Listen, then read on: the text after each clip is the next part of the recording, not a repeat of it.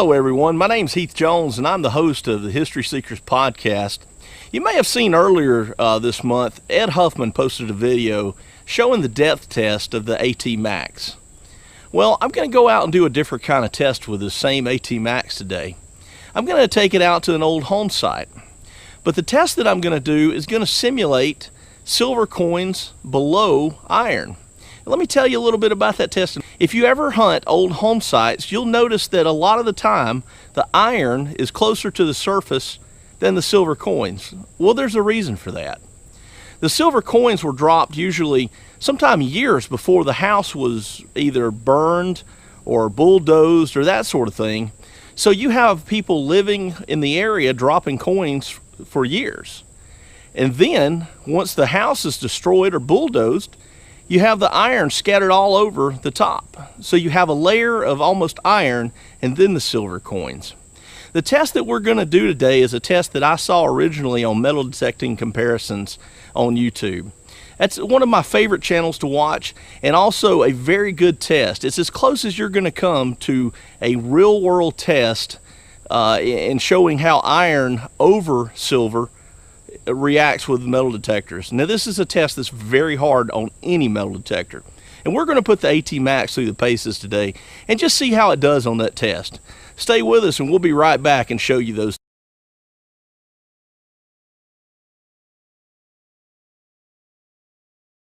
We've got the AT Pro, again, Pro Zero, zero discrimination, 2 bars from the top on sensitivity. We're testing the silver Washington quarter between 2 nails, and then we'll drop it down. Easy, no problem. You hear the nails, but you're getting the quarter. Let's drop it down. This should also pick up pretty good.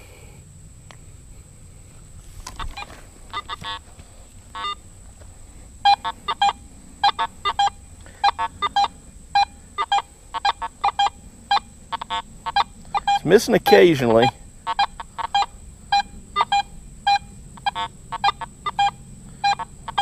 But it's still hitting the quarter.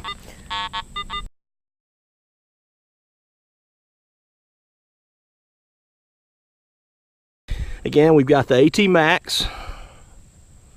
And the settings are pretty much what they recommend out of the box. 2 bars from the top. But we're going to use the zero mode. This is no discrimination. And let's just see how it sounds, how it does, and then we'll drop the quarter down. Now, the quarter is going to be a lot easier than a dime and that sort of thing. And as you can tell, we've got iron trash everywhere around this site too. So we're actually near the chimney that was in the intro. So here we go. And that's about 5 inches, 4 or 5 inches above the targets. You can hear the iron grunt, but you're hearing the quarter no problem, as you should. All right, but now we're going to make it harder.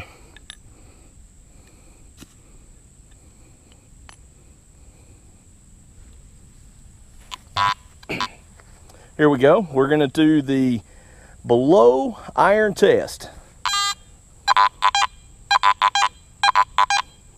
Still hitting it. Now if you pick it up too fast, you're still hitting it. Makes it harder, but if you're an iron, you're going to be slowing down anyway.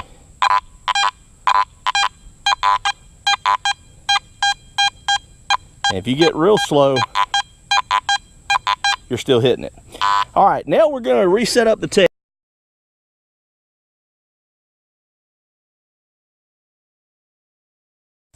Okay, we've got the AT Pro. We're on Pro Zero mode, zero discrimination, and we're 2 bars from the top on sensitivity. We're going to do the barber dime between 2 nails, and then we're going to lower it down after that test. Should do fine on this test.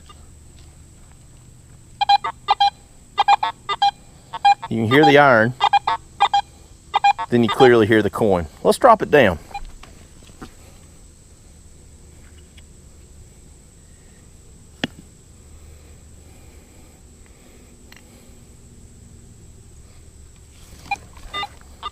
All right, now we've got it lower than the nails. The iron is higher. Let's see how it does.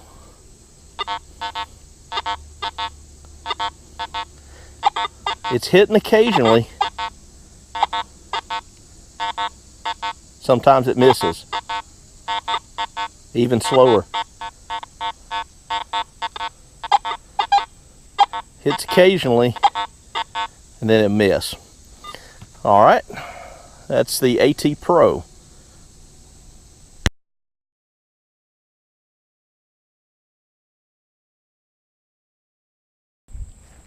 Again, this should be much harder being a smaller target.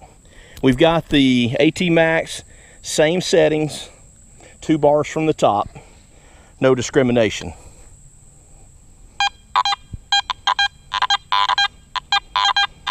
A little harder, but you still hear it with the nails next to it. Let's do the same thing. We'll set that there. We're going to drop the block out. We're going to lower it down lower. Now this should be a real telling test right here. This is really difficult for almost every machine on the market. Again, you're hearing it. The iron's really affecting it. But if you're working an iron, you're slowing down. You're going to slow down. Even swinging faster, you're hearing that beep that's going to make you investigate. And if it's me, I'm coming back to slow down. Then I'm going to zero in on it. We're still going over the nails, but it's hitting it. And that's just that's one of the tests that I like to do on most machines, just to see how they perform in iron. The reactivity is very important. It's not always about depth.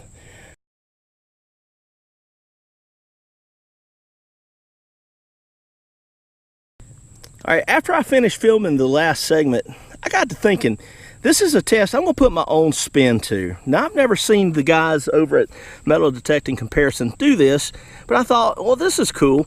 It's going to add a little bit of a twist on the test that I saw over there.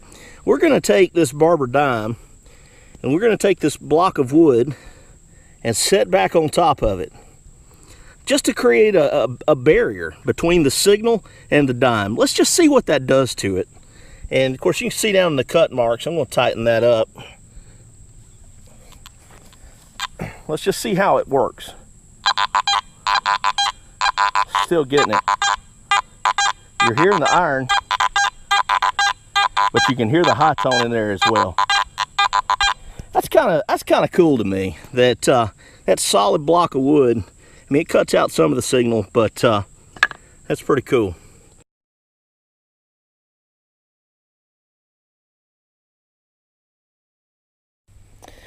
All right, guys, that concludes the test.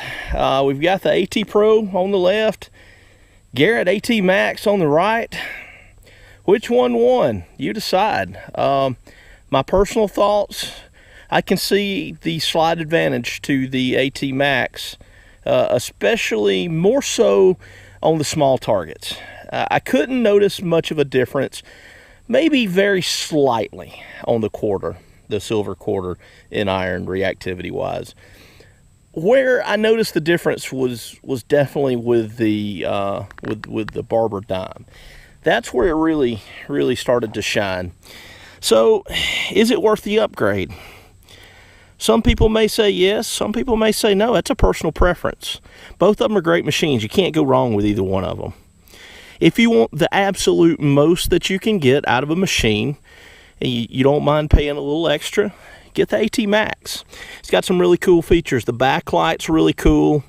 It's got, now you're going to be able to use it a lot more effectively in salt water. And let's not forget the Z-Link wireless built-in. That, my friends, is huge. That alone, to me, would be worth the upgrade. And, you know, with the other features, to me, it's a no-brainer. If I was buying, of course, it would be the AT Max. Just simply for the upgraded features. And then you get just a little bit better reactivity and a little bit more sensitivity on the smaller targets. And that's what we saw with the barber dime. Is it going to blow out your AT Pro? Maybe not. In this world that we live in of metal detecting, every single inch, quarter inch, fraction of an inch can be the difference between you finding the target and you not finding the target. You have to decide which is the right machine for you. Thanks for watching. If you enjoyed this test, you're going to love the History Seekers. You can find out more about us by going to Spreaker.com/History Seekers, or you can always listen to us on iHeartRadio on the recorded version. And if you can't get a hold of me on the History Seekers, you can always call me on my office line, 256-284-2247. I don't think I ever get tired of talking detecting. Look forward to talking to you sometime soon.